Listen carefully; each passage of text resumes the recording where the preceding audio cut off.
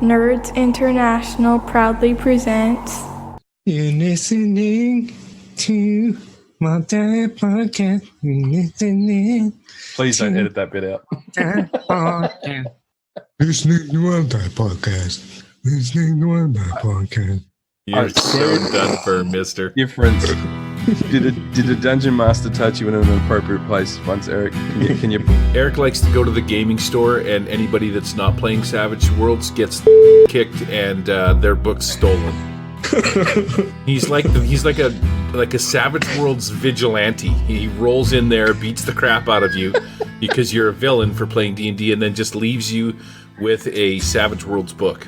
The Dark Laminator. All right, let's do this, guys. Here we go. Welcome to episode 78 of the Wild Eye Podcast. This is a podcast dedicated to... I don't know what's happening. It's a rough day. Welcome to episode 78 of the Wild Eye Podcast. This is a podcast dedicated to Pinnacle Entertainment's Savage Worlds, aimed at beginners and veterans alike. What's shaking, fellas? We're doing this a week early because I got some grad stuff going on. So we're pressing content out our buttholes here. Well, what do you mean a Savage Worlds podcast? I thought it was a D&D podcast. Oh, you want to bring that to the table? You have to change that to aimed at beginners and veterans alike. Unless you like D&D, then Eric tells you to go and find something else to do. That's right. Go back and play D&D. Pound salt. Yeah, we sort of had to scramble for this episode. Like Gary said, he's got some stuff he's got to do. So we're recording a week early, which means we didn't really have time to prepare. We had a plan, but this is our backup plan, and we were going to do that episode anyway about hindrances. I mean, we've already covered, how to think outside the box and make your own hindrances and that kind of thing. But today we're going to talk about the how do you get your players to play those hindrances? Do you enforce them? How does that work during play and all that? So yeah, I hope you guys are up for that. Yeah, I'm excited for it. Yeah. I've If you're not, go back to D&D. right. Because You don't have to bother This is from with the Eric Lamoureux I Hate D&D party. I don't. I really don't. I just get tired of the same questions and the same problems. After 10 years of hearing the same things, it's like I just don't want to answer them anymore. Well, unless it's from you, Paris, because I like you and thanks, man. You like to bug me. You like to get under my skin with these questions I don't want to answer. So we'll do that eventually. In case you guys don't know, on Facebook, Paris got like 3 threads started now with his magic items and how he's very jaded with the community, and how we respond to him wanting. Oh wow! No, not at all. Yeah. Your latest post was like, well, okay, so when people want these items, this is what happens, and you guys are so mean, and I don't like it. It was not. That's the problem with written thing, is you can't put context in there. But just because I'm asking questions doesn't mean that I don't have my own answers to it. But as you can see by the response on Facebook, it's generated a lot of discussion and highlighted a lot of things. Ask the questions, Eric. Yeah. Never be afraid to ask questions. I like to ask questions every once in a while, but usually I get weird answers back. Like, one time I asked this guy at a bus stop if his left nipple was bigger than his right nipple, like mine was. Did he say he had 3? Wow. I think he said, put your shirt back on. I didn't really get This ain't Walmart, Gary. It's a bus stop. So yeah, Paris, do you feel Lamoureux's little black heart? Look, he's still laughing over there. Do you feel his little black heart of hate springing forth? I think Eric. Look, I fully understand. I fully understand Eric's argument that he has been talking about this for the better part of 10 years with the Savage Worlds community. But the fact that he's still talking about it, could that possibly highlight that we as a community and possibly Pinnacle haven't addressed this properly? If we had addressed this particular area of arguably the most popular genre in role playing, right? If they addressed this properly, this wouldn't be an issue. We wouldn't be talking about it 10 years later. That's not a go at Savage Worlds or Pinnacle. I'm just saying that if these questions keep coming up, there must be a reason for it, right? And just saying do it the Savage Worlds way or look at a product that's 3 generations out of date for the answers is not the best way that we should be going about it. That's what I'm saying. All right. Yeah, no, that's fair enough. So, yeah, but where's that sound bite of the toilet flushing? Oh, Going down the drain? oh my Lord. And so much hate, right? It was headed that way. I think now that Harrison's not around, you're really trying to fill in the shoes of him hating on a whole bunch of things.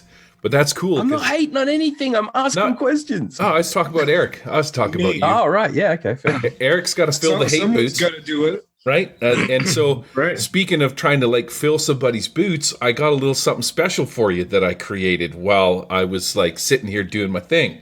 I think it might put a smile on your face. You guys ready for this bad boy? Sure. All right. Are you taking your shirt off? Have a listen. Hang tight. I might have this figured out. I'm not sure. Desktop, me too. Here's the story of the Wild Eye Podcast that was started by a couple lovely dudes. Lovely dudes. Both of them made episode 10, and then they bailed. The newest host was screwed. So screwed. Now the story takes on a new twist as the new host recruits a couple tools. Super tools. There was Harrison, Gary, and Nick Lamley, but they had no clue. No clue. Till this one day when they all just got together. Then they knew that it was much more than just lunch. Good lunch. Somehow this group managed to make a frickin' podcast.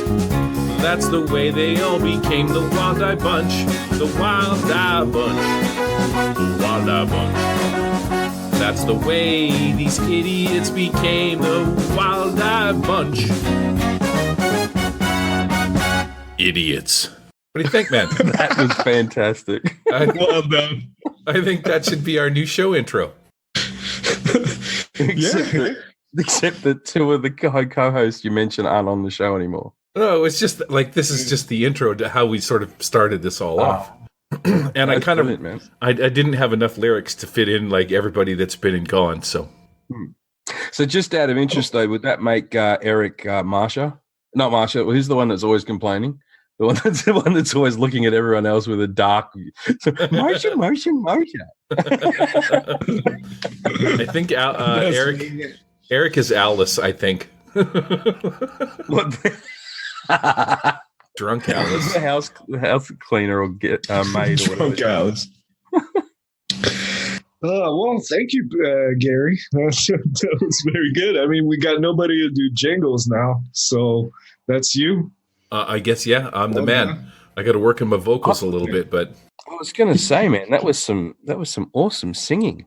Have you been training for that long? no, only in the bathroom. Not the shower. No, not in the shower. No, he does other things in the shower. Who sings in the shower, man? I don't. No, or in the bathroom with your brush, your hairbrush. Wow, that was a low blow. All right, so moving on. What are we doing today? Are we got a thing on the go? We got a show planned? Or are you just going to drink Yeah, beer? we got some feedback. We got some feedback from Eric Buchanan. He says that I'm with Team Paris as far as being a fan of hindrances. The idea of modifying hindrance with trappings is a great point. Depending on how you play your Savage Rules game, will also color your view of hindrances. For example, if your game is focused on tabletop combat with the loosest of story to get you there, then many hindrances probably are pointless. If the game is very story-based with deep character development, hindrances shine. Neither way of playing is wrong if you're having fun, required by gaming law to state that. If you don't like hindrances, they are easy enough to ignore. Arrogant is a great hindrance, by the way.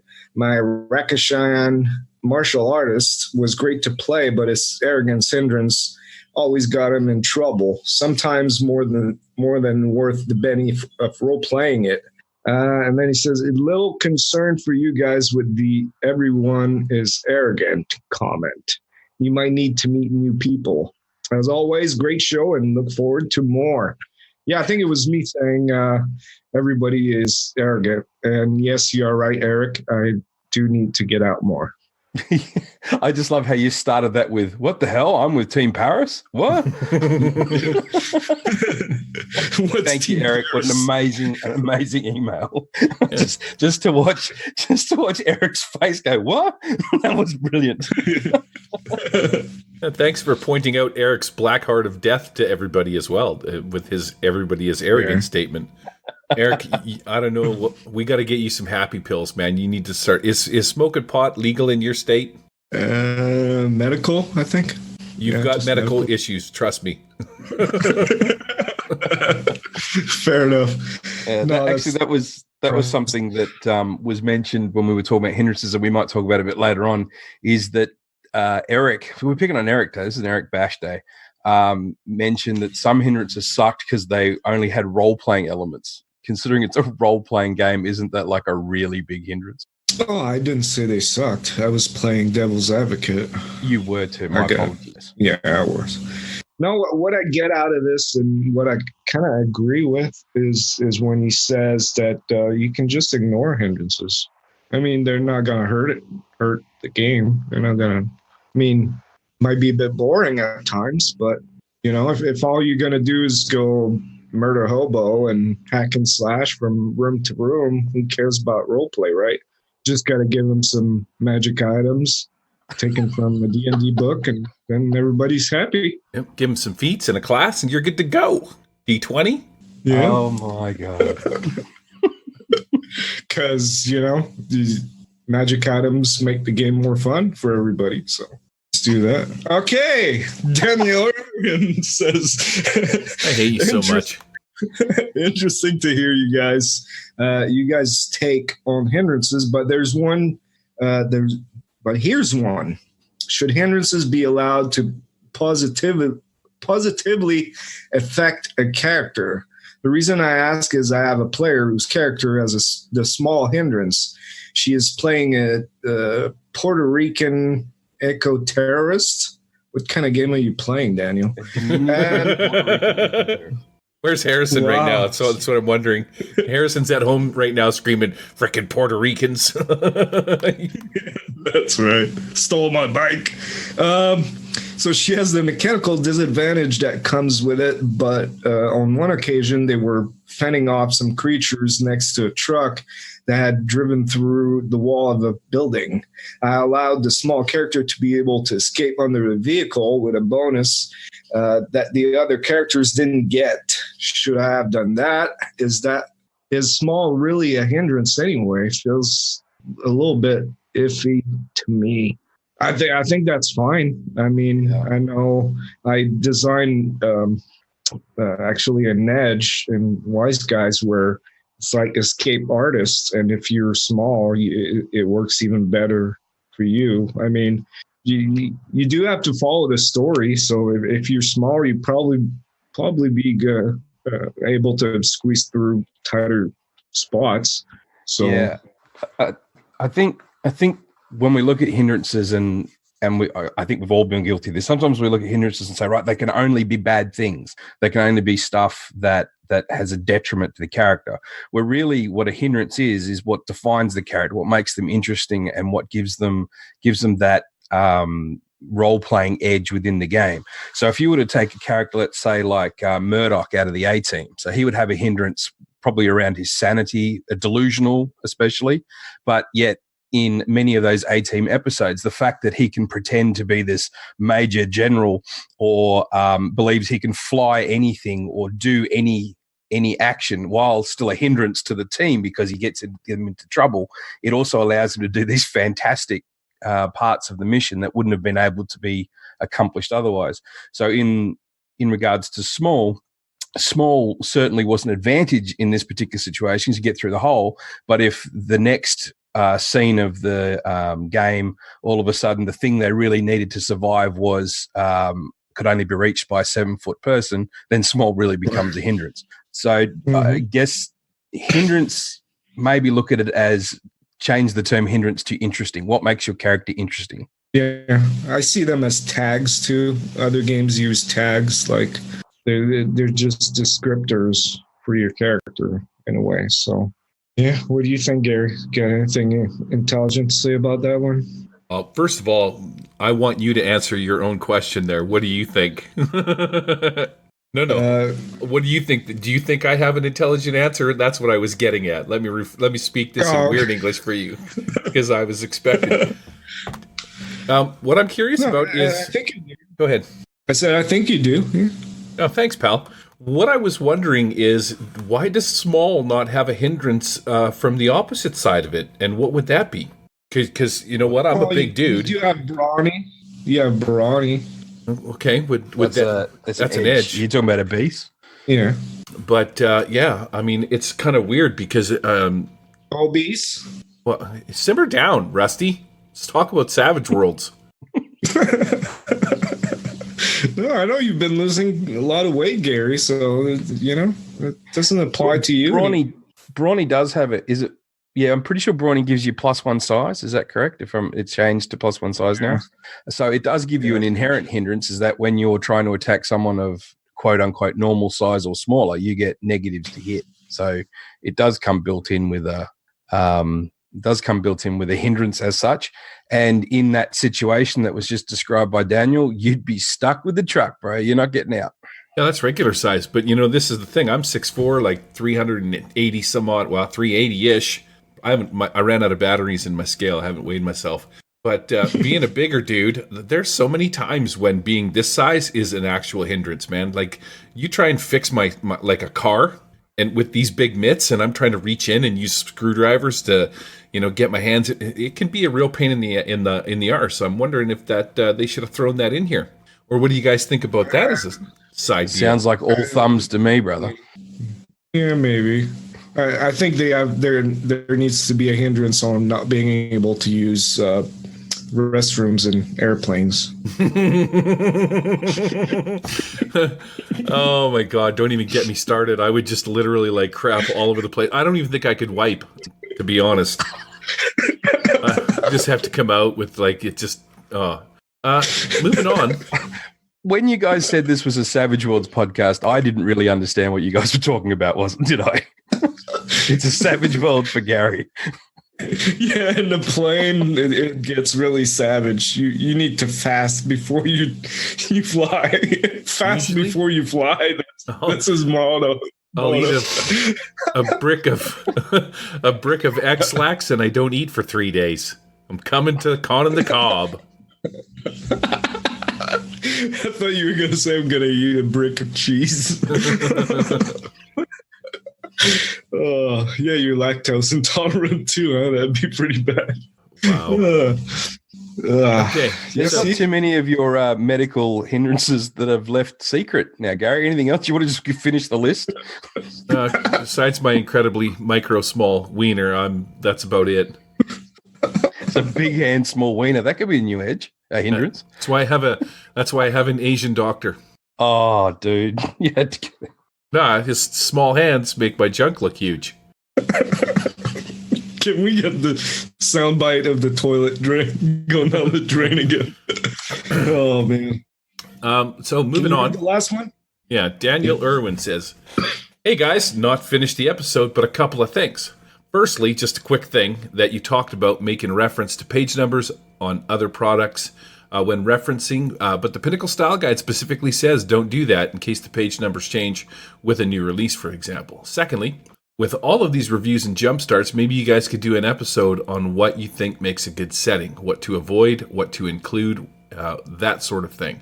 I think that would be helpful to all those wannabe swags and other publishers out there. That's actually pretty interesting because we did have this conversation with Uncle Jay about wrestling and why we think wrestling is not a good one. And recently we've been talking about Aliens and why we think Aliens is the stank, and all of these sort of like one-off deals where they don't seem to really have any legs to them and stuff like that. Well, we have to write that in the show notes, Lamoureux. Yeah. Well, we'll get to that topic too. I think that would make a great topic for a show. So yeah, thank you, Daniel. We'll get to it. And then now might as well get to some news. News.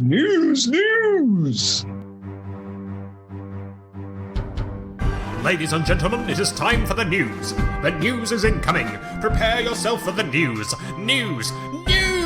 And some announcements about the Nerds International Network and the Wild Die podcast. I can't believe I woke up at 6 a.m. for this.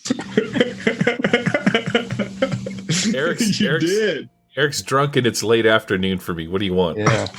There's a new Kickstarter just started today, June 1st. Savage Rules for Beginners by the GM Table. So Bobby has a YouTube channel, and he's been doing a lot of videos for Savage Rules, other games too. He's also got some actual play. Good guy. I've been on this show for one shot. Gary too. He does a good job for the community, and now what he wants to do is a series of tutorial videos. I believe it's 12 of them, 10 to 15 minutes each, produced by professionals.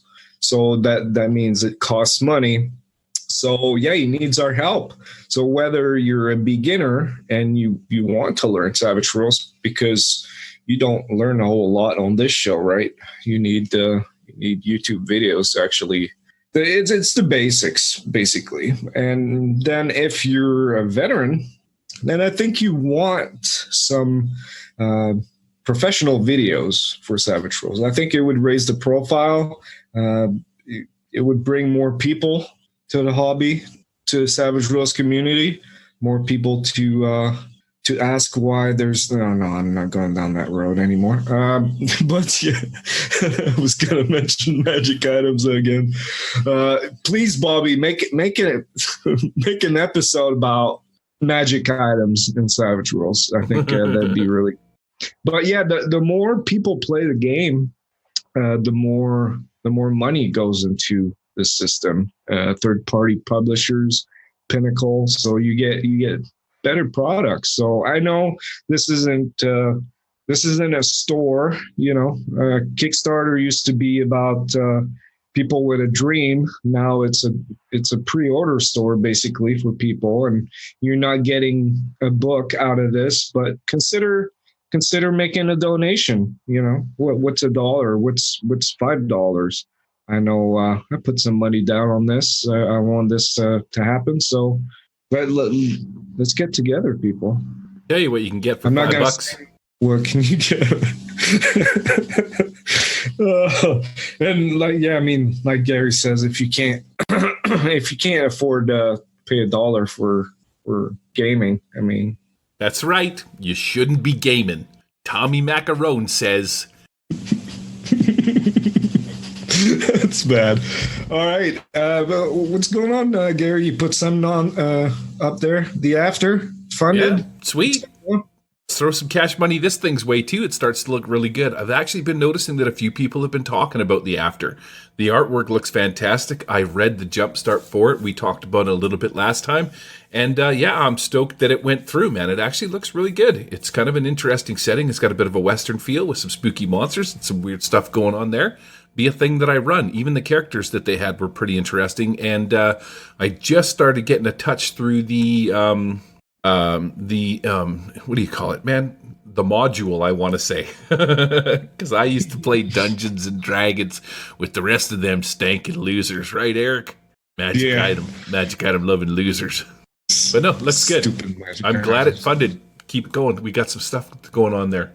And that was about it. So yeah, today, well, we said we were going to talk about about hindrances some more.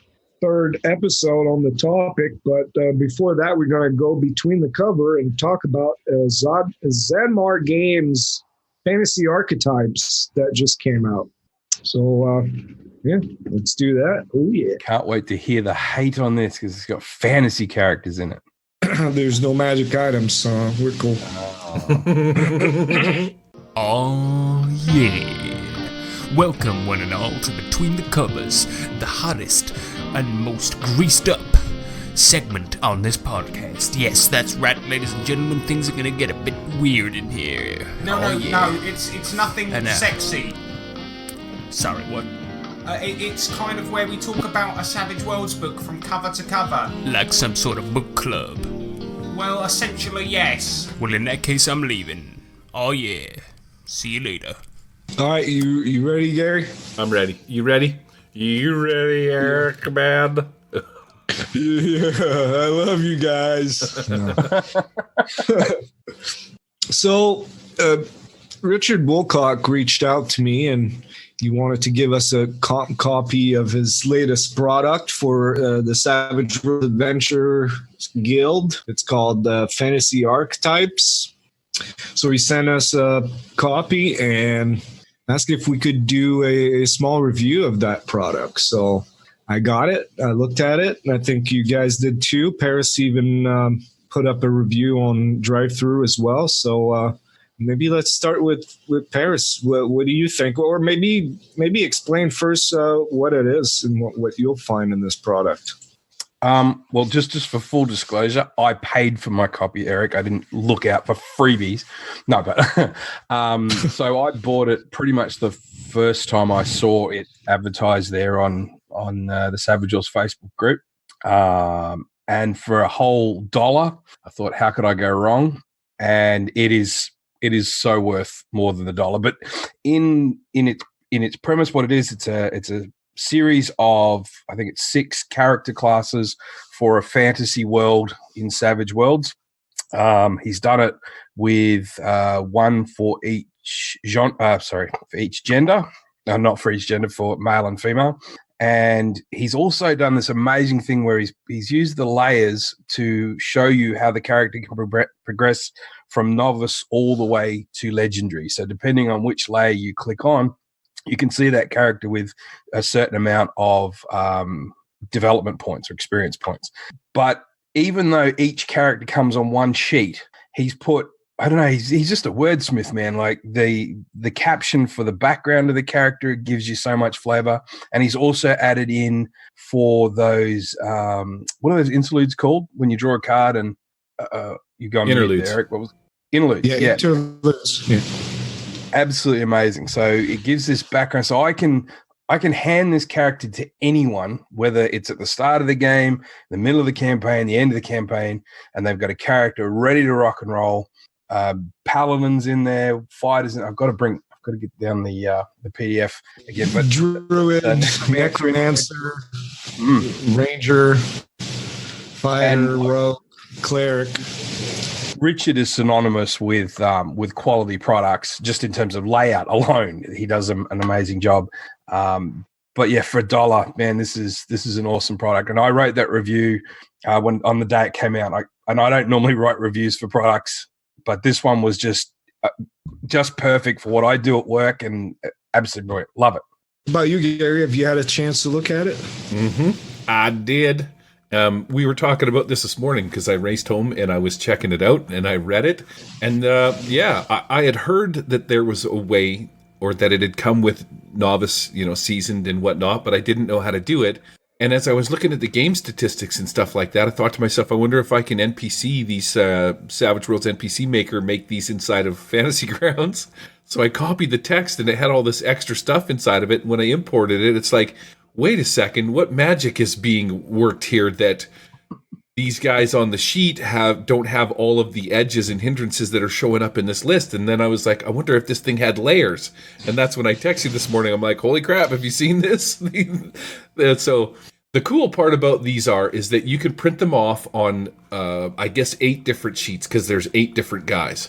And not to mention, it comes with like trifold stand-ups for each one of them, which is wicked cool, man. This is fantastic if you're going to be taking these things to a con and run a like a con game. But the gist also is that the warrior has a female and male version. And like you said, he is a wordsmith because there is literally no difference between the setup of both other than the artwork. And one is called Talamay and one is called Talmar. So you've got a female name and a male name with female and male art, which is fantastic. But the rest of it is the same. They have the same stats, the same weapons, the same edges and hindrances, which is really freaking cool. So when you print these off, you could print off the warrior double-sided with the female version on one and the male version on the other. So that's really freaking neat. The artwork's fantastic. The layout's fantastic. And like you said, the interlude stuff is top-notch. I like that this is built in because it doesn't, or it helps you. Interludes can be this kind of a thing. We had an amazing one last year with your Wise Guys. That was super cool. I believe that was Corey Judd that did that wicked interlude thing with his father and stuff like that in the Wise Guys campaign. That was awesome. But you don't see that very often when it comes to role-playing games, especially in convention settings where might not be familiar with the people you're playing with. So you've got any card that you get dealt inside of the interlude is right here. Bam! You just sort of got to read it. Maybe summarize it and start, and away you go. Yeah, that's what Corey did, because my pre-gens had the same thing. I stole that idea from Richard. So all the pre-gens for that game had these small interludes, and then he just riffed off of it, basically. So I think it can really enhance an interlude scene. Like you said, it's kind of intimidating sometimes, right? You don't know people around you. You don't know that character all that well. So having something on the sheet right there to guide you, it's really. Yeah, no, this is a well-rounded, amazing product. Not only do you get the 8 classes, you get the male and female versions, which are, essentially that's just flavor, right? But the weird part is that can affect people in such a way. Maybe you're not comfortable playing a female character, and then when it's laid down in front of you and it's female, and you're like, I don't want to. You flip it over, and here's your male version of it, which I think is cool. And I really like that he's done it for every level too, like for each rank. It is well put together, man. $1 is not enough for this product. I'm just saying, it is pretty sweet. Yeah. And even at the start of the document, while each of the characters are human. He's got a guide at the front there if you want to make him a dwarf, a half elf, half folk, or half orc, which is really cool. All the work is done for you. So if you're a player, I've got a ready-made character ready to rock and roll. If I'm a GM and I need to put in a quality NPC, I just flick over to the layer that best suits where we're at the campaign, and boom, off I go. Here's this character that we can use. Paris, did you notice the gear section? It says that the characters use standard equipment, but if you want to make this character really cool, add in some magical items. Do we have to get them checked by Eric first, just to make sure that they have the right level of hate attached? It just says if you want to add an extra level of awesomeness, incorporate magic items. See, I'm not feeling the magic item hate from Richard. Richard seems to have it all sorted. He's on the ball. Yeah, he's the man. What do you think, Eric? You like artwork. this? Who's the artist, man? This art is unreal. It's fantastic. Yeah, it is good stuff. Eric, you're not really much of a fantasy guy. So, your take's going to be the most interesting of the three of us. I am just more low fantasy. It's funny you mention it because I'm trying to put a group together. Well, the group is put together, but I've just been too busy to get it started. And they're kind of new to Savage Worlds. So this came out just at the right time where I can just print these out for the players. And they can just choose one character and play it. I think we're going to do Savage Eberron or Hellfrost. I'm still debating which one I'm going to do, but they like Skyrim, so I figured Hellfrost was close to it. Well, actually, Harrison told me that'd be closest because of the Norse influences in there. But one more thing, a couple more things about this product that you guys didn't mention. You can turn off the layers so that if you want something printer friendly, you can get rid of the background, print them out, and not kill your your printer, all the ink in there. You can also turn off the layer for the name so that if you don't like the name for that character, you can print out the sheet without the name and then just write your own. Oh, wow, I didn't know that. That's so cool. Yep. And like Gary said, the figure flats, they're trifolds. Gary's more of a bifold guy with a base, but he tells you just use 2 instead of 3. Glue them together and insert them in a base, most of the board game bases. And because Gary plays the ICRPG board game, he's got plenty of these board game pieces. So top notch, like Gary says, top notch product from Richard. Only $1. I would have charged maybe $3 at least for that, if not $5. I think it's worth that much. It's very well done, professional by one of the best Savage Worlds designers out there that I know. So you can't go wrong with this. Everything is great. Yeah. For $1, man, it's an all you can eat buffet for $1. It literally is. Like, yeah. Just can you imagine what he's paid for those pictures alone of the characters? I mean, they are amazing pictures. I can't imagine they were cheap. It's stock art. Millions, Eric, millions. It's not character illustrations by Forrest Immel. I'm not going to reveal trade secrets, but it's stock art. So yeah, it still costs some money, but he sold quite a bit of this from what I heard. And if you want more like this, because there's another stock art pack ready for him to use and make some more archetypes. He mentioned something about a new one that's got a bard in it. Yes. So that's the only thing missing from this, the bard. When we do reviews, we always try to find something bad about something. I can't say that there's anything bad about this product, but if he could make it any better than this, would be to include table tents. That's the only thing I think could make it even better. It wouldn't be that difficult for him. So Richard, if you listen to this, maybe for the next one, some table tents. Good idea. Or maybe some digital parts, like digital tokens, if you play Roll20 or Fantasy Grounds, portraits, or just the tokens. That could even make it better. Like I said, I would have paid maybe $5 for a product like this. It's 19 pages. Yeah, it's the unfortunate part of drive-through is, trying to filter through some of the stuff out there, which is where we come in. Luckily, we know Richard and we got it for free. The funny part is that when I was looking for this, I'd seen that it had come up, and his Saga of the Goblin Horde stuff is so fantastic and we've had Richard on the show. He's a friend of the show and stuff like that too. So, just throwing that out there, because I don't want you to think this is a jaded interview. If he puts out a piece of crap, I'm going to tell you it's a piece of crap, but you just know he won't.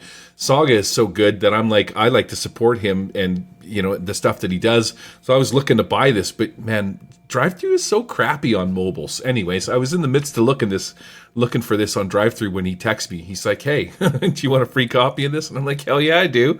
I was just trying to buy it, but I couldn't do it on my stupid phone at work because I wanted to check it out. That's awesome. BTT stuff would be cool. So thanks for a great product, Richard. We're going to have a link in the show notes for that if you guys don't know where to find it. But now, let's take it to the edge with Hindrances. Yeah.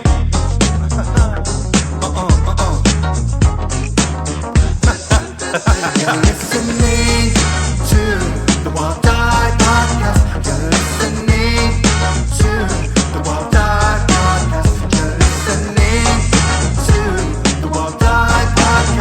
You're listening to the Wild Die Podcast. Listen to the Wild Die Podcast. Listen to the Wild Die Podcast. Listen to the Wild Die Podcast. Listen to the Wild Die Podcast. All right, so Hindrances. Like we said, we covered quite a bit about Hindrances, but I wanted to ask you guys. So, I mean, Paris already said he doesn't think that they're really alignments. So you've got your Hindrances on your sheet. and the game has started, and they never seem to come up, or the player doesn't really play them. So Paris, does it matter? How do you get your players to play them, or should you kind of, I wouldn't say force them, but entice them to play their hindrances? Entice them. So, again, depends on the hindrance. So at work, I've had situations where I've had players put down loyal on their character sheet and then promptly dump the party like a rash and run off really quickly and not help them. And so at that instance, I will question the player and say, dude, you put loyal on your character sheet. Does this look like a very loyal thing to do? And we might have discussions about that. You can't force anyone to play a hindrance, but if the character is doing something that seems contrary to the way it was built, especially around hindrances, it's not unfair for the GM to ask the player, why do you think your character is acting in this particular way? And maybe not counsel them, but just sort of say, look, from my side, don't you think maybe they'll be acting like this? And if the player gives you a reasonable argument as to, no, I'm going against my hindrance because of X, or in this particular situation, I feel my character would do that, just roll with it. I mean, you don't want to bog the game down in an argument over the philosophy of the character creation. That's the last thing you want to do. It is a fast and furious game. And hindrances are just guides. There is as much a guide to the player as they are to the GM. And going back to the email we were talking about before, if small is a hindrance, but it can also be a positive, it's just that is a part of that character. And when it comes up, as the opportunities come up that it can be leveraged, that makes the game more interesting. They're not hard and fast rules, at least not in my opinion, hard and fast rules as to how they should be applied every session religiously without fail. You will get situations, as I mentioned, where the character will act that seems completely contrary to it. And then as the GM, you might decide to add penalties to that as they're trying to fight against their hindrance. The character sort of having this internal struggle, you may want to do that, especially when it comes to things like phobias, quirks, or really strong belief systems such as arrogant and so forth. It's a situational thing. We could go through every hindrance and spend podcast after podcast going through all the possibilities where these could come up. And we don't want to do that. Well, would you take a Benny away from a player for like the situation you just talked about with loyal? No. If this keeps happening, would you do that? No. Again, because I play in sort of two different situations, I've got my personal games, I've got games that I have at work where I use it as a teaching tool. In this particular instance, so we're playing ETU, and this character has got it's not just loyal. There was another hindrance. It was essentially like selfless. It was like always there for their friends, that kind of thing. And this character, without fail, no matter what was happening, they'd want to go in a different direction. They lone wolfed everything. They didn't want to help. And I had to talk to that player. Well, actually, I spoke to the whole group because I never single out anybody. I spoke to the whole group and we discussed how hindrances affect characters and why those things are put on them. And the specialist thing is that this player had picked that hindrance. It wasn't just an arbitrary thing. So you must have had an idea of who this character was when you started creating it. That's why you put that hindrance in. And now you're going totally against that.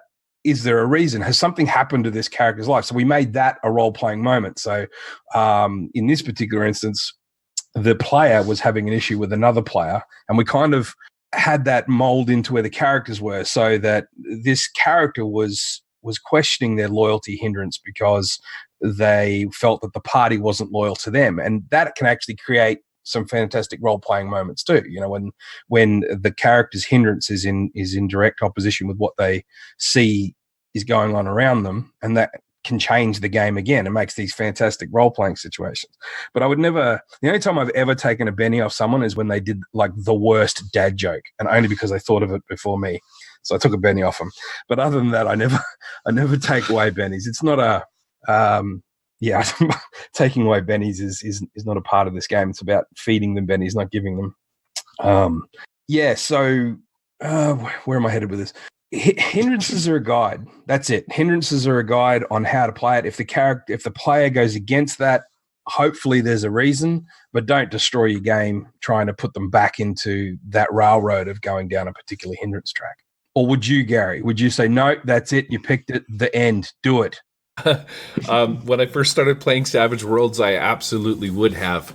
Over the last couple of years, getting away from D&D and moving on to a few other systems and realizing a few things, as a game master, you always want to try and grow and expand yourself, not only as a dungeon master, but as sort of like a never mind, I don't even know where I was going with that. But today, for example, talking about hindrances has this word attached to, or a meaning attached to it, that you just, like you were saying, you think that it's a negative, but I think that it's in Savage Worlds just to be the opposite of the edge. It shouldn't actually really mean a hindrance, like you're saying. It's just flavor for your character, and that should be the one thing that everybody should take away from this, is that it's not, it does work negatively against you, but it's more just it's the opposite. So you have your bonuses, and you have you're good at this and you're bad at this, but sometimes being bad at the thing will benefit you, like we were talking earlier, being small is the perfect example. So that was really enlightening.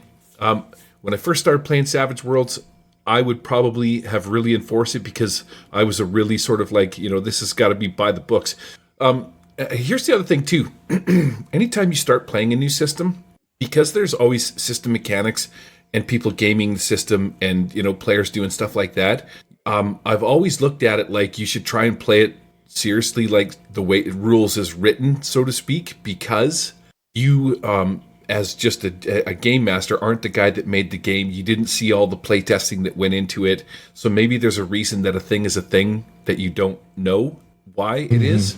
And so, yeah, I would have done that. But after a while of using the same hindrances, after a while, it's just kind of like, nah, it doesn't really matter too much right now.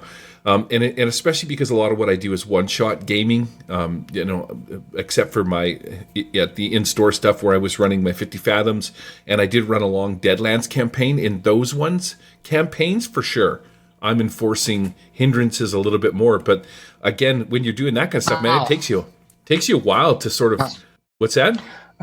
How are you enforcing them? Well, here's the thing. If I know that a player has cautious and he runs headlong into it, I'll be like, nah. And then I'll pick my Benny up and I'll get my slingshot out and aim for the eyeballs. Full contact role playing. I have a different take on that. So let's hear it. Well, so if a player is having their character interact in contrary to their hindrances, then the only thing that I can really do is have the world respond in kind. So if, for instance, this character's taken loyal, or they've taken code of honor, or something that the NPCs that they have interacted with to this point feel that they are a particular kind of person, and they start acting in contrary to their hindrances or their personality, then the NPCs around them will begin to respond differently. Whereas they would used to get a happy smile and a hello or maybe a free cup of coffee, all of a sudden they'll get, I'll be with you in a minute, and they won't be as happy to see them. Or they go in for their usual discount at the blacksmiths and it's no longer there because they've been, the rumors are getting around that maybe this facade of them being this hero is actually not happening anymore, that it's all a bit of a ruse. And then you can start building in rumors into the game, just in that hindrance. In terms of cautious, for instance, as Gary just pointed out, you remind them why they're cautious, because if they run headlong, they're about to trip over a chair, head first into the vampire's lap, and all of a sudden they're looking, straight at undead ghoulies or something. What you make it so that you don't punish them. We're not talking about punishing the character or the player for not acting in their hindrance, but as a GM, it's our role, I guess, to remind them via what's going on in the world. There's a reason that their characters pick these particular hindrances and why they get played on. If we have to use them as a guide to set up situations and have them play out in a certain way, then the players will have to be reminded that they have to do the same thing. But there's no, there's no major penalty for it. But if a cautious character has suddenly become Errol Flynn and is leaping from tree to tree headlong into danger, then the question will have to be asked, why is this happening? and have the world respond, have that question come back as the world responding. This is, I know that we're playing a Western game, and you just ran headfirst into that cave to go catch that mighty varmint, but old Donegal Smith somehow found himself faced with a laser grid and is now become sliced meat cubes. You should have maybe been not that, but if he's run into the cave, he's suddenly facing a double-barreled shotgun at belly level, and he's probably going to have the drop on his character, and that will quickly remind him why cautious is a thing, and moving on from there. The other thing with what was the point I was going to make with hindrances before? I've lost my train of thought. You guys keep talking, I'll think about it. Well, here's a question. In the meantime, you can think about it. So, over the course of a campaign, I get to learn my players' hindrances while their characters' hindrances. So, do you write down, take notes of all the hindrances for each character for your campaign? You have that in your notes behind your screen or scribbled on a piece of paper or something like that, or Gary playing, Fantasy Grounds where you can look up people's character sheet easily. Is that something that you reference throughout the game or not really? Yeah, I do. I mean, by a certain amount of time, I've got a good handle on who and what this character is and how to press their buttons. Because hindrances are a way of pressing buttons too, just to get the story going along. But when I originally brought up this concept of hindrances, it was about how people were taking them at face value and couldn't sort of wrap their head around trapping them or making them go another way. So, for instance, I was in the setting that I'm working on at the moment, Heroes, a character was made that is blind, like they cannot see with their eyes, but because of their superpower, they have the ability to sense the world around them using their dark power. I didn't put the blind hindrance on that character because it doesn't apply, because they can still see in their own way. So just because that character can't use their eyes doesn't mean they're blind. Yet, if you were to take the book at face value, I have to put that blind hindrance in and give them all these negatives. So when looking at characters and building them, a lot of the times I see characters that players want to give flavor to their character, but then they'll take the hindrance at face value and have all these major negatives. When I brought up the instance of missing one arm in the first time we were talking about this, that player was really trying to state that his character was just as capable with one arm as he was with two arms, right? Putting one arm hindrance on there was really not required. I know that sounds odd, but in the only time it really came up was when he tried to climb a wall. Other than that, it was just flavor. And he was because he was so strong, he could wield a two-handed weapon with one arm, and the world was fine. He couldn't wield a shield, and there were some things, but I don't think it was as bad as the book was saying it was as a negative. Well, let me ask you this then. So you talked about that blind character that's actually not blind anymore. So is this still a hindrance? How do you bring that up into play? Was it just someone wanting to min-max power game his character, basically? No. I'd actually created this character, and so the premise behind the character was that when they receive their power, the minute they look into someone's eyes, they have the ability to see their deepest fear, and they manifest that deepest fear in the person's mind, but also in their own mind. So the character has to wear a mask all the time over their eyes, or they would just destroy their own party. But because of their superpowers, I made it an interesting part of the character, but there was actually no hindrances or edges to it. So they had the power that created fear, and the way that it was trapped was that they looked into someone else's eyes, and this is how it happened. And the only way they can stop this from happening accidentally is they have to wear a mask over their eyes. But because I'd also given them the power for, I think it was sense danger or sense environment. I can't remember. It's out of the superpowers companion, which gives them a bonus to notice edges, because it's a bit like Daredevil's radar sense, right? He can sort of sense everything around him. There was no need to add, like if I'd put blind as a hindrance for the points, That's just So he wasn't counterproductive. actually blind. It's just No, he has but- to wear that mask. Okay, I get it. Yeah. I have a question. Even if the character was blind, but they had that power, they had that ability. See, I can make a monk, right, in a fantasy setting, and I can have him totally blind. But if I say to the GM, look, he actually senses the energy of nature and he can see where everyone is, there's no hindrance there, right? In game, we might have a situation where I might go, well, you can't read that book, dude. You can't read that piece of information, and that would be a role play. Colors. You can't see colors. But I don't deem that enough to make it a hindrance. Do you know what I mean? And that just adds trapping. It adds flavor to the character.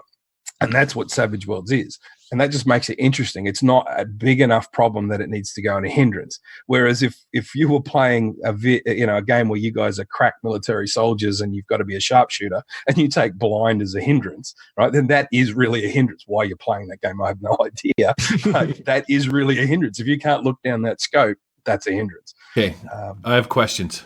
Now, you're saying that the character that you created had to wear this thing over their face so that they couldn't look into somebody, or they had to look into somebody else's eyes, et cetera, et cetera. If they're blind, how do they look into another person's eyes? First of all, They're not. They're not.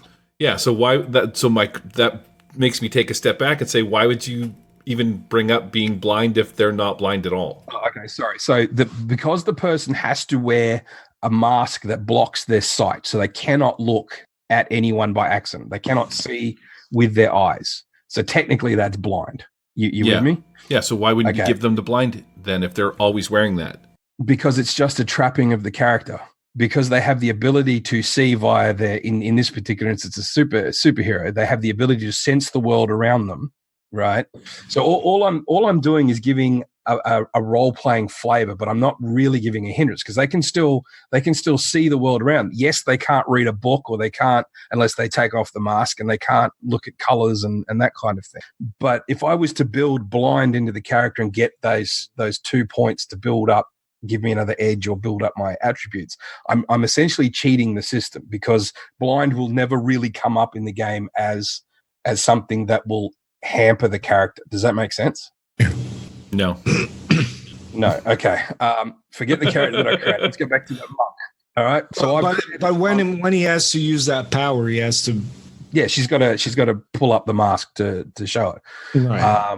But for all intents, because they're in this particular scenario, they live on a spaceship with a whole bunch of other people, and she does have an outside edge because people are always afraid to look at her. Like, even though she wears this mask all the time, people will never look directly at her, and she can sense that people are sort of always looking off to the side or always looking off to the right. So that hindrance makes sense.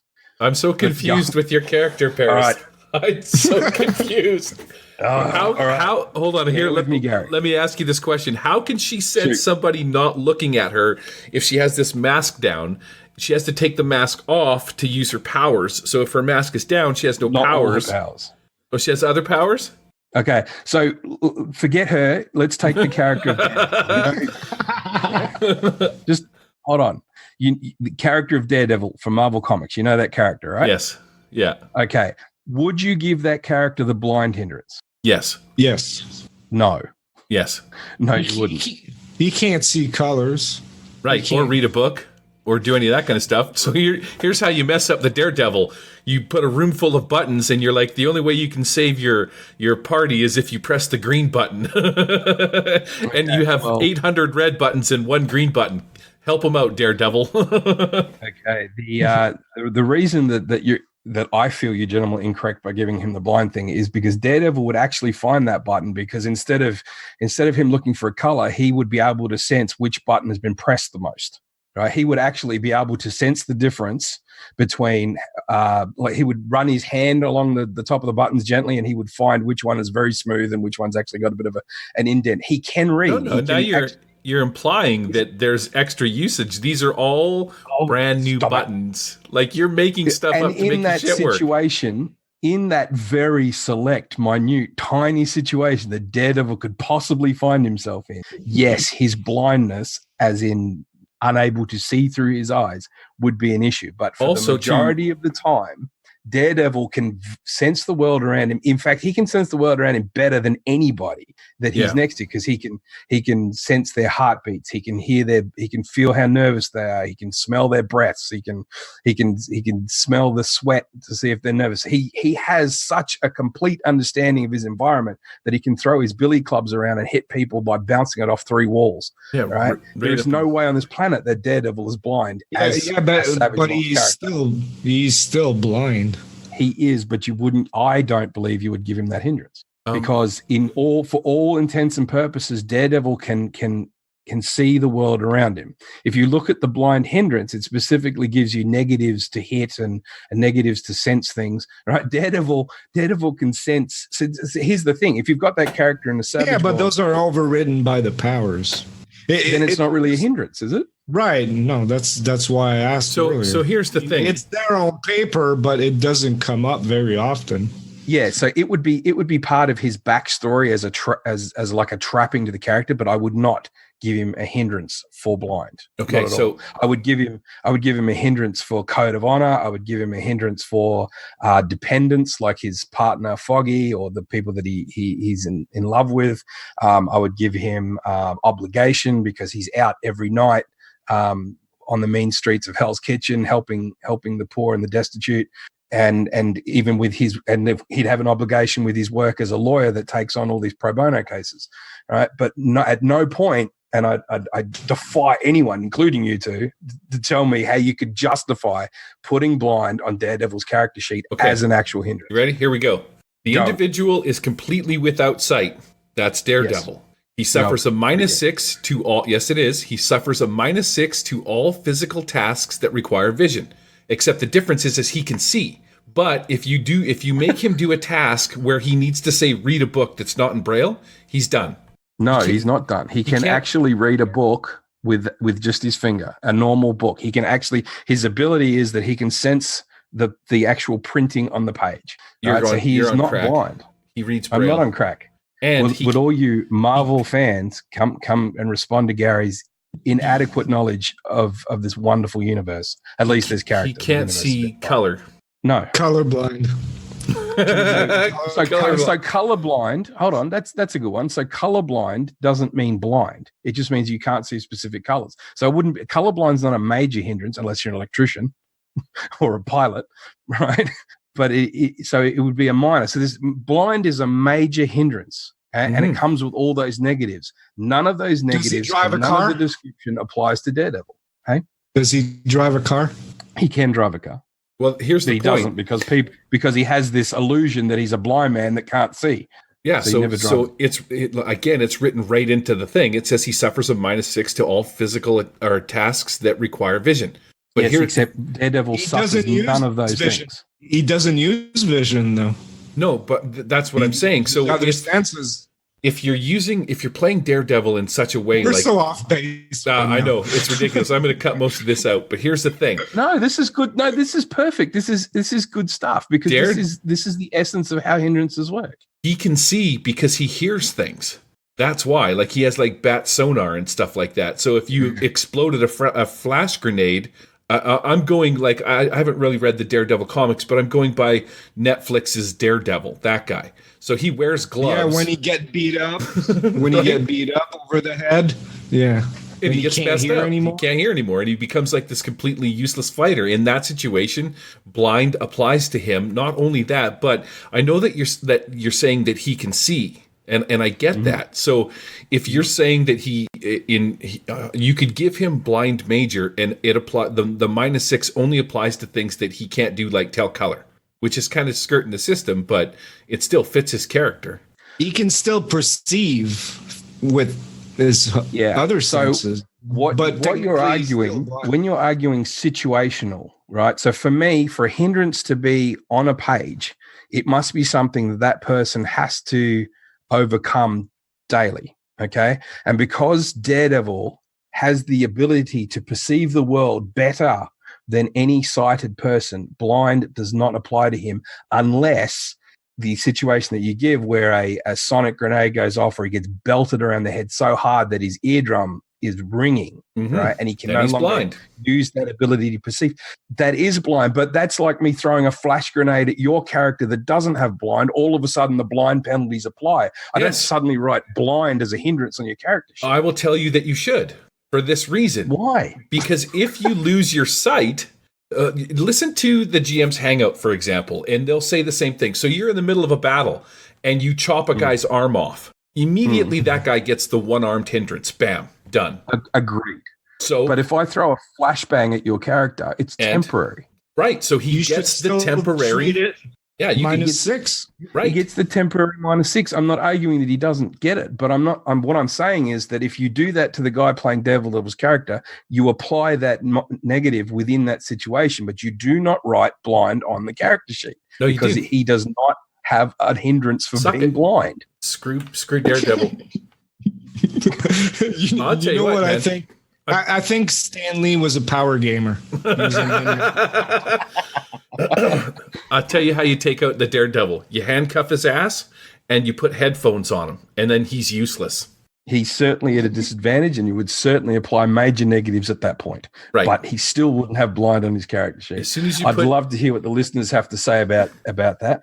If you flashbang somebody, this is how you work that situation. For the number of rounds that character is essentially unable to see, you can say he has blind major. He's blind then. Now all of a sudden he's blind. But that portion of Daredevil can't see out of his eyes is in his background. It's not in his hindrances. Yeah. Moving on.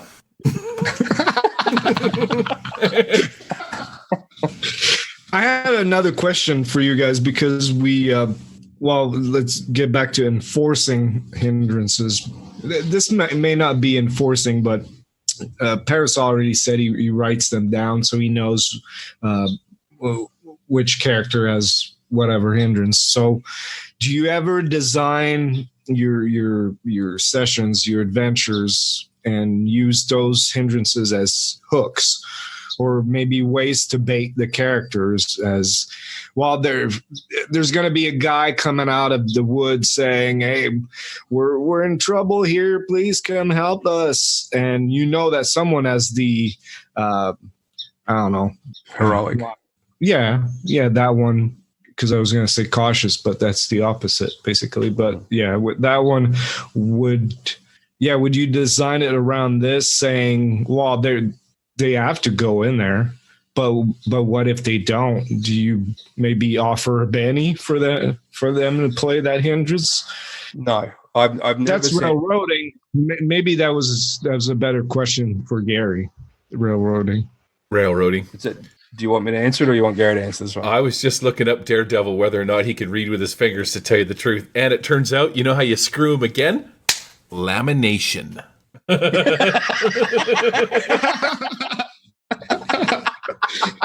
An iPad. Right?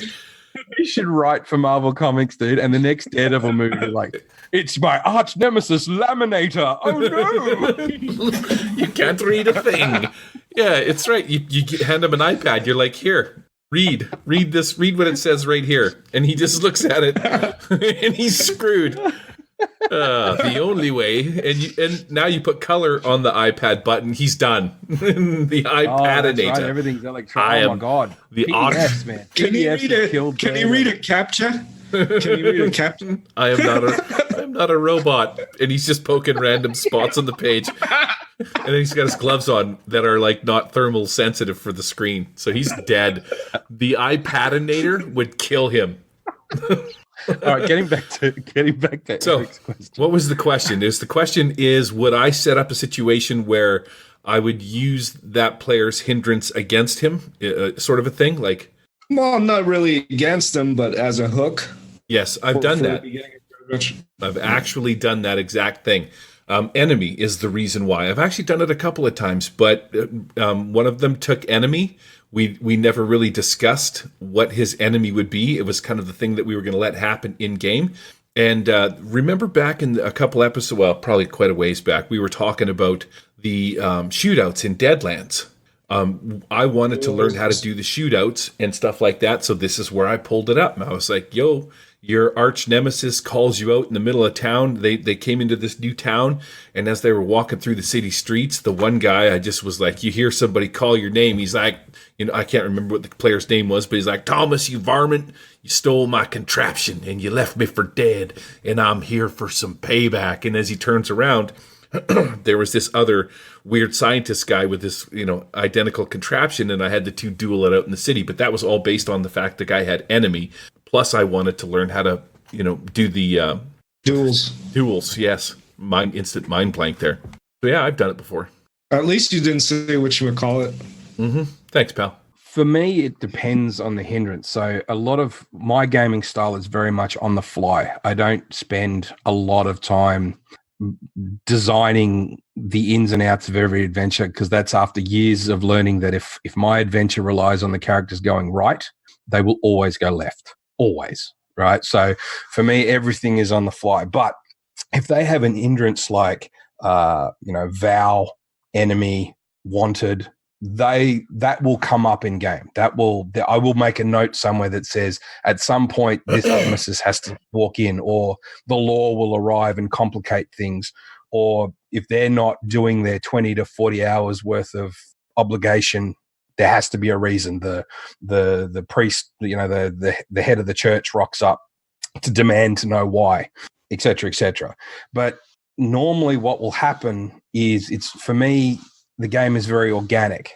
So I've got a list of their hindrances there. I will present NPCs, and then depending on how the players respond to those NPCs, and if I think it's bordering or is on those hindrances, I will have the NPC react in such a way that starts pressing those little hindrance buttons, right? They don't necessarily have to pick up on them. But I would certainly keep pushing, hoping that they will pick up on it. If the person has a curious edge, my description of things changes. So if we're on a dungeon crawl and they have a curious edge, instead of you hear a noise down the corridor, I would really ham up this noise. I would try and make it as enticing as possible for them to want to chase down, because they can't just let that go. That wasn't just a stone that dropped, was it? I need to know what this is, and off they'll run. The other thing that I'll do though is a bit of a reward for taking hindrances. So for instance, let's take the one-armed man guy, right? In combat, one of the rewards that I gave him, because I knew that that's what he wanted. He wanted this stoic warrior that had seen a lot of battle and was still capable with one arm. And so I had it so that, every once in a while, you don't overdo it, but if someone attacked him in combat and missed, I'd go, that's exactly where your arm would have been. And he'd, to give him a big grin, he swings where your arm should have been and finds nothing. That kind of thing. And that gave him a bit of, that gives me validation for what I picked on my character. My role as a GM is to not only make the story relevant and fun, it's also to give we are celebrating these characters that our players have created, and we want to give them that moment. Like I put that on my character, it came up, it had relevance, even if it's just a minor thing like it missed me because my arm wasn't there.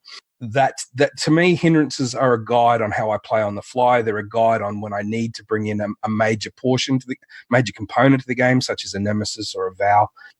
And it can also be not railroading, but if I need to hook them into the next part of the adventure to keep them moving, then the prince did get stolen from the king and it needs to be retrieved. I might tack that into the adventure because I know that will hook the paladin to go and find the prince, that kind of thing.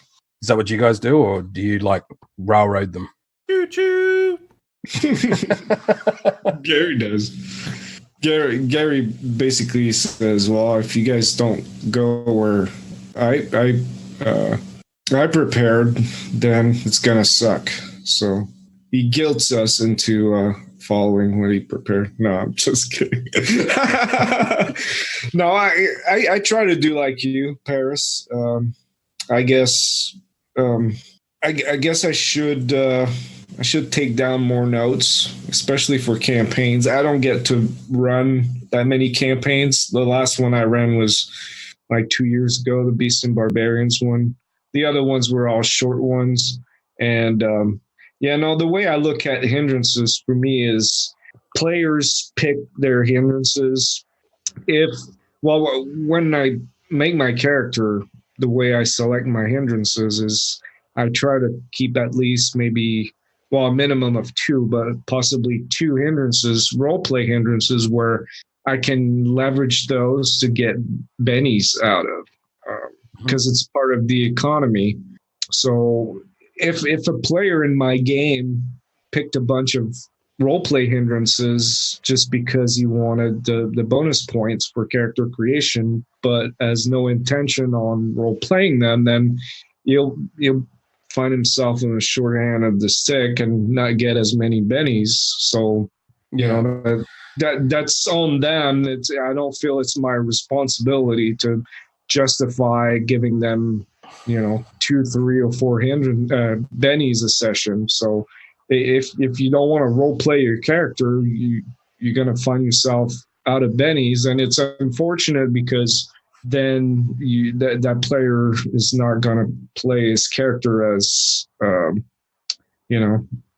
interesting in an interesting way as it might be possible, if that makes sense.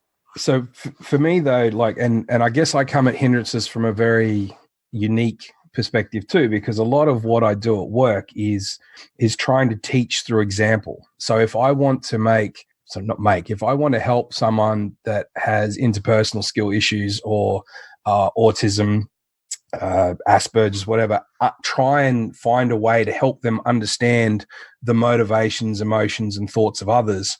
I will sometimes, or a lot of the times, I will suggest that they're discussing their character creation with me, that we try and put in some hindrances that they're not used to so that they can role play them out and try them. So to give you an example, I've got a young man at the moment, wonderful guy, but because of his autism, when he gets frustrated or he doesn't feel like he's being listened to or he's not grasping what's going on, his brain defaults to anger.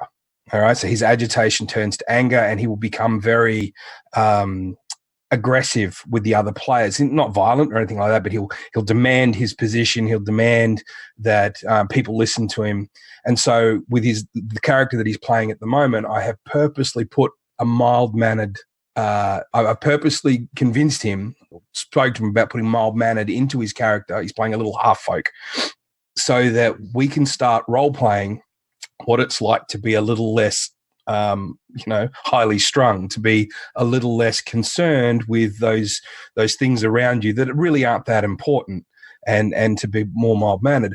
And so what I've done with it, because he calls it his Hulk out moment. Whenever he feels like that, it's like the Hulk building up inside him. So we've come to an agreement. He plays that edge. I went and then bought a pop vinyl of the Hulk from Ragnarok with a bobblehead.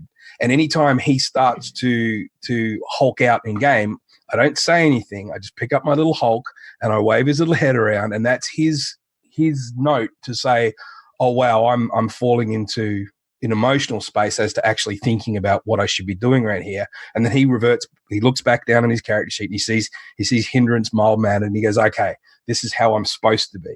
So for me, hindrances are, as just a game master, hindrances are important because they help drive the story.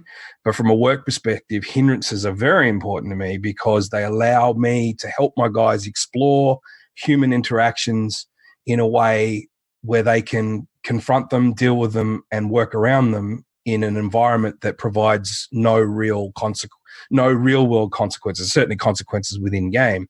And if you bring in hindrances that people find annoying, we do that too, because we want our guys to experience how to cope with someone being annoying. That doesn't always result in telling them to piss off or starting a fight or getting very angry with them, but understanding that by dealing with someone that's got a quirk in game that doesn't stop talking about their loot because they're a bard and they love their loot and that's all they do, they keep talking about their loot, we're showing them that person that's constantly talking about Nintendo that's annoying them, we're building coping mechanisms on how to deal with that person in the real world.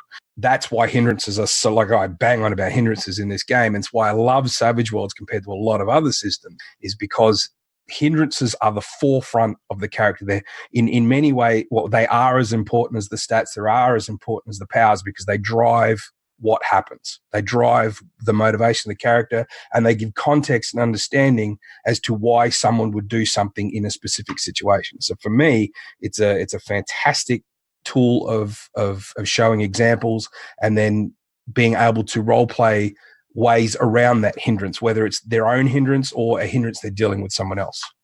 Awesome. Very nice. All right.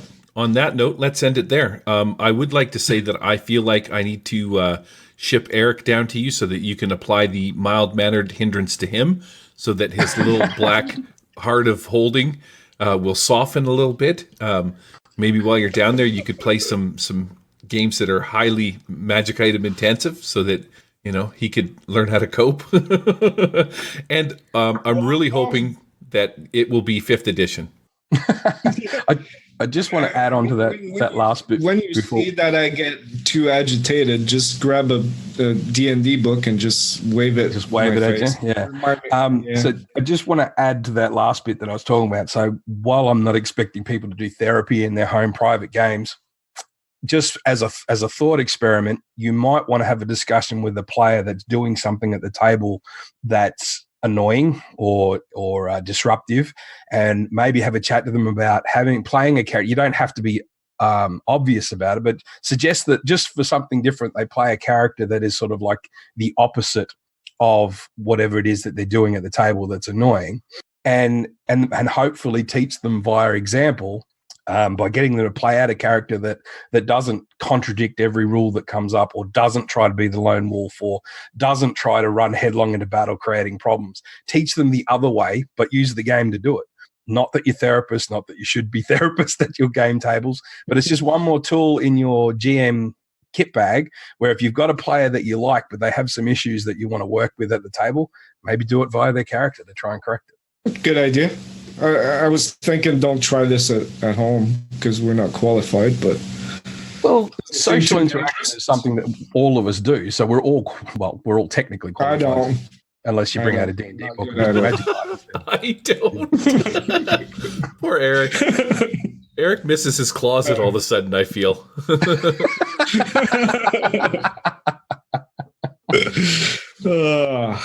All right, let's wrap this up.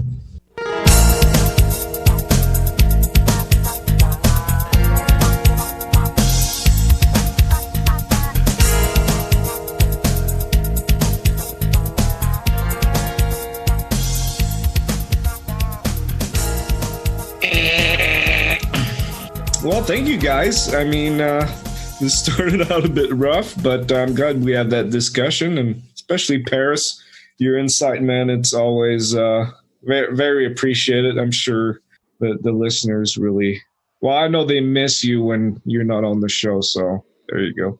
I will say that you have made me look at hindrances in a new light. You've given me a different perspective on how they should be used and when and where and why. The 5 W's of hindrances right there. Cool. Very cool. 5 W's of hindrances. I like that one. I'm going to write that down. Yeah. TM.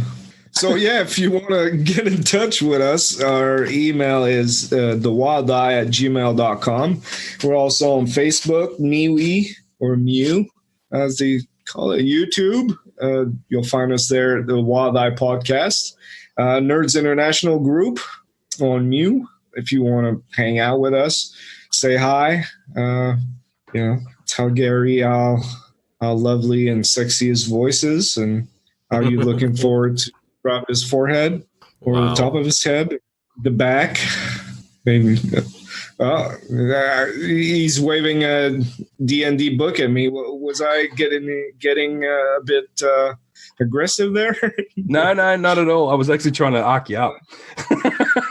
This is exposure therapy we're doing for you, Eric. And I'm very happy that you didn't go off. So we'll just keep throwing this at you and see what happens. Hate intensifies. Oh, no. He's going to have his whole moment. And then we're also on Twitter, of course, at The Wild Eye. And if you like what we do and you want us to keep going, this helps my motivation quite a bit. You know, Patreon, it's like, hey, we're good enough. almost 40 people giving us some of their hard-earned money. So, yeah, patreon.com/The Wild Eye. Just throw us a buck if you like what we do. And if you like Gary doing what's coming up next, the Patreon jingle to the sweet Barry White voice, that was really good, Gary. See, we got a new patron. He's going to get a little special attention. Yeah, Michael Morrison, he's back. He was patron for a while, and now he's back. So, from Detroit, Michigan. Nice. White boy, Mike. White boy, Mike. What the hell? Oh, yeah. It's time once again for that sweet Patreon sexy time jingle that you've all come to love. Let's do it. Daniel Brown, take a ride with me to Browntown. Wait, maybe not. John Richard, Perry Chalmers, Alan Bray. I want to smother you with mayo like a juicy human BLT. Conrad, Erasmus Norbert, and Greg Bruni. Maybe we should get a roomie. I made a rhyme. Corey Judd, Ray Asteria, and Rob Towell. How's a steamy hot towel's optional sauna sound? Bubbles, you know where I want you. In the bathtub. That's right. Manuel Sams, I heard you got some bratwurst, and I got a hankering for some German sausage. Matt Stock, pure mongrel. Everything in Australia is deadly, and so is my sweet love boobs. Stephen Dragonspawn, Daryl Cartier, I heard you like your meat smoked in Montreal. Puff, puff. Zovia RPG maps. Get your crayons out. Big Daddy wants to do a full body canvas. Frank Turfler, let's make some 2.5D. Wait a second, that makes my joke sound tiny. How about we do some 8D instead? Gil Deschad, Louis Strad, and Jan Schonheim. What kind of international pastries would you be? Cream filled, I'm guessing. John Peterson, Carl Kiesler. Carl, I've heard you've been doing layouts for all sorts of folks. I need a good layout. Just saying. Mr. Stagg, Remy Bedeau, Pete Bilodeau, I'm sorry about that. I am running out of sexual innuendos. Oh wait, I just thought of one that has to do with innuendos, if you catch my drift. Digital Dungeon Master. Time to go spelunking in those dark Morse holes. Maybe we'll find Sid the Squid, and he could squirt me with his ink. Kevin Stanley, Jan Yetma. Honestly, I ran out of good stuff a long time ago. Sorry about that. Michael Morrison, I saved the best for last. I bet you're thinking, this is the best dollar you ever spent. Ugh. I'm sorry about that. That really sucked. But that's all I got. Now I'm just trying to kill time until this song ends. Maybe if we had some more patrons, I could. Never mind. Oh man, let's get out of here. You guys are killing me. All right, this is Eric saying, my beer's empty. Gotta get a new one. This is Paris saying, Eric doesn't have any hindrances except magic items. This is Gary saying, keep your pants on, keep it fun. Thanks everybody. We've beat the crap out of this hindrance horse. We're out.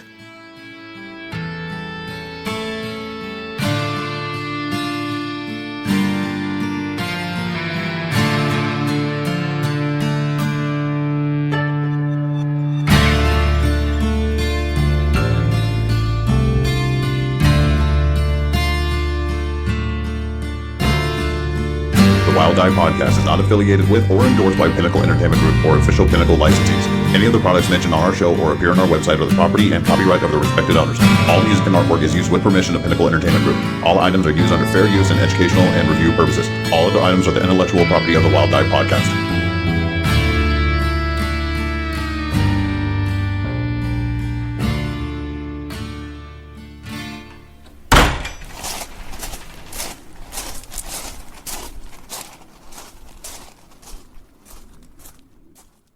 in who Eric is when I'm doing these at 9, 10 o'clock at night to when I'm doing this at 6, 7 o'clock in the morning.